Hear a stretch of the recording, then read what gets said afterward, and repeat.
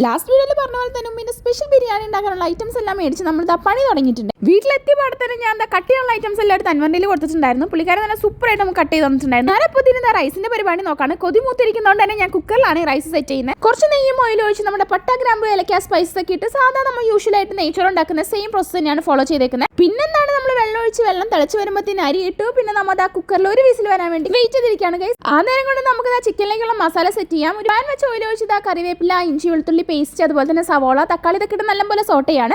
ആ സമയത്തായിരുന്നു കഴിഞ്ഞ ദിവസമാണെങ്കിൽ ഞങ്ങൾ ലോക സിനിമ കാണാൻ വേണ്ടി പോയിട്ടുണ്ടായിരുന്നു കേട്ടോ. അപ്പോൾ എനിക്ക് മൊത്തത്തിൽ കൺഫ്യൂസ്ഡ് ആയിരുന്നു. അപ്പോൾ എനിക്കെല്ലാം ക്ലിയർ ചെയ്ത് തരായിരുന്നു അൻവർ അവിടെ ഇരുന്ന്. അതാണ് ഞങ്ങൾ കാര്യമായിട്ടുള്ള ഡിസ്കഷൻ. അത്യാവശ്യം നമ്മുടെ ഐറ്റംസ് എല്ലാം സോട്ടായി കഴിയുമ്പോൾ മഞ്ഞപ്പൊടി, കുരുമുളക് പൊടി, ചിക്കൻ മസാല, ഗരം മസാല ഇത്രയും പൗഡേഴ്സ് മാത്രമേ നമ്മൾ ഇതിനകത്ത് ചേർക്കുന്നുള്ളൂ. അത് കഴിഞ്ഞ് നമ്മൾ ചിക്കൻ ഇട്ട് നല്ലപോലെ കുക്ക് ചെയ്തെടുക്കും. ആ നേരം കൊണ്ട് നമ്മുടെ റൈസ് എല്ലാം സെറ്റായി വന്നിട്ടുണ്ടായിരുന്നു. നല്ല പഞ്ഞി പോലത്തെ നല്ല സോഫ്റ്റ് ആയിട്ടുള്ള റൈസ് ആയിരുന്നു ഗൈസ്. ഫൈനലി നമ്മുടെ മോസ്റ്റ് വെയിറ്റഡ് മൊമെന്റ്, നമ്മുടെ ബിരിയാണി ഏകദേശം സെറ്റ് ആയിട്ടുണ്ട്. നമ്മളിത് ആ മിക്സിംഗ് പരിപാടി എല്ലാം കഴിഞ്ഞ് സെർവ് ചെയ്യാണ് ഗൈസ്. ഇനി എനിക്ക് ഒട്ടും ക്ഷമയില്ല ഗൈസ്. വേഗം തന്നെ ടേസ്റ്റ് ചെയ്ത് നോക്കി. ഒരു രക്ഷ ഉണ്ടായില്ല ഗൈസ്. ഉമ്മ ഉണ്ടാക്കുന്ന അതേ ടേസ്റ്റ് ആയിരുന്നു. അങ്ങനെ ബിരിയാണി കഴിച്ച് ഞാൻ സൂപ്പർ ഹാപ്പി ആയി. അപ്പോൾ നമുക്ക് ഇനി വേറെ വീഡിയോ ആയിട്ട് കാണാം.